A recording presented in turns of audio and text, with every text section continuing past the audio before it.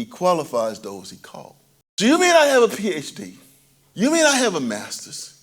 You may not own a business. But God will qualify you for whatever he calls you for.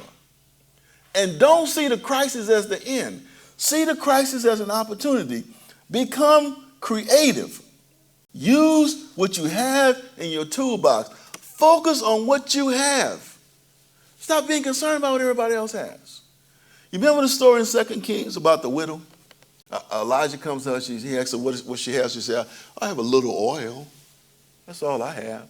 I don't have nothing to give a prophet. That's in 2 Kings 4, verses 1 through 7. You don't have to turn there.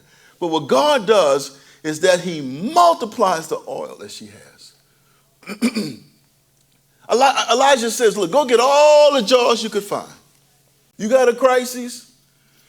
Let's identify what you have. Let's identify where you're at. Let's come up with a solution. Let's be creative. Let's be productive. Go get all the jars that you can find.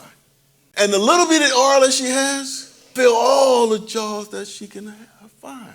You see what I mean by looking inside of your toolbox? Asking God what's available for you?